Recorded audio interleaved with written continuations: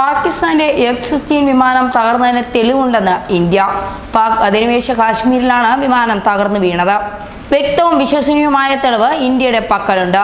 എന്നാൽ രഹസ്യ സ്വഭാവമുള്ളതിനാൽ വിശദാംശങ്ങൾ പുറത്തുവിടുന്നില്ലെന്ന് ഇന്ത്യൻ വ്യോമസേന വ്യക്തമാക്കിയിട്ടുണ്ട്.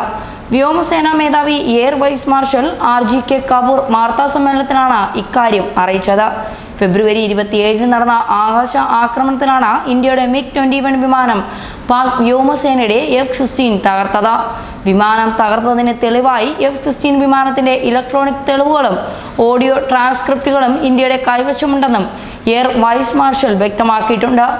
റഡാർ ചിത്രങ്ങളും ഇന്ത്യയുടെ കൈവശമുണ്ടെന്ന് അദ്ദേഹം വ്യക്തമാക്കി. പാക് വിമാനം ഇന്ത്യ തകർത്തിട്ടില്ലെന്ന് അമേരിക്ക ആരോപിച്ചിരുന്നു. US മാഗസീനായ ഫോറിൻ പോളിസി വഴിയാണ് ആരോപണം പുറത്തുവിട്ടത്.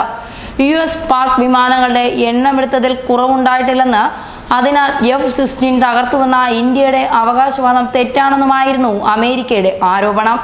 എന്നാൽ US-ന്റെ ആരോപണം വ്യോമസേന അന്ന് തന്നെ തള്ളിയിരുന്നു. നൌഷോര സെക്ടറിൽ വെച്ച് ഫെബ്രുവരി 27 നടന്ന പ്രത്യാക്രമണത്തിൽ MiG-21 ബൈസൺ വിമാനം ഉപയോഗിച്ച് പാക് വ്യോമസേനയുടെ F-16 തകർത്തുവെന്ന് വ്യക്തമാക്കി വ്യോമസേന പ്രസ്താവന ഇറക്കിയിരുന്നു. ആക്രമണത്തിന് തെളിവായി അമ്രാം+ മിസൈലിന്റെ ഭാഗങ്ങളും ഇന്ത്യ മാധ്യമങ്ങൾക്ക് മുമ്പാകെ പ്രദർശിപ്പിച്ചിരുന്നു. ബലാക്കോട്ട് വെടിവയ്പ്പിന് പിന്നാലെ ഫെബ്രുവരി 27-നുണ്ടായ വ്യോമപ്പോരിൽ പാകിസ്ഥാന്റെ F-16 വിമാനം തന്നെയാണ് തകർത്തതെന്ന് ഇന്ത്യ ആവർത്തിച്ച് വ്യക്തമാക്കിയിരുന്നു. പാകിസ്ഥാന് പിന്നാലെ അമേരിക്കയും ഈ വാദം തെറ്റാണെന്ന് പറഞ്ഞ് രംഗത്തെത്തിയിരുന്നു. പാകിസ്ഥാന്റെ കൈവശമുള്ള F-16 വിമാനങ്ങളുടെ എണ്ണത്തിൽ കുറവുണ്ടായിട്ടില്ലെന്നാണ് അമേരിക്ക പറഞ്ഞിരുന്നത്. എന്നാൽ ഫെബ്രുവരി 27-ന് തകർന്ന 2 പോർ വിമാനങ്ങളിൽ ഒന്ന് F-16 തന്നെയാണെന്നതിന് റേഡിയോ സിഗ്നേച്ചറുകളും മറ്റ് ആശയവിനിമയങ്ങളും തെളിവാണെന്ന് ഇന്ത്യ വ്യക്തമാക്കിയിട്ടുണ്ട്. വിംഗ് കമാൻഡർ അഭിനന്ദ് വർത്തമാനൻ പറത്തിയ MiG-21 ബൈസൺ വിമാനത്തിന്റെ ആക്രമണത്തിലാണ് പാക് വിമാനം തകർന്നു വീണത്. പിറകെ ഇന്ത്യൻ വിമാനവും തകർന്നതോടെ എടുത്തുചാടിയ വർത്തമാനെ പാക് സൈന്യം പിടികൂടിയിരുന്നു.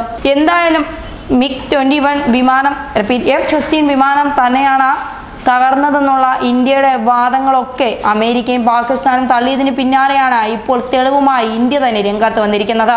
ഇത് കൂടുതൽ പ്രതിസന്ധിയിലാക്കുന്നത് പാകിസ്ഥാനെയാണ്. ന്യൂസ് ഡെസ്ക് മലയാളി വാർത്ത.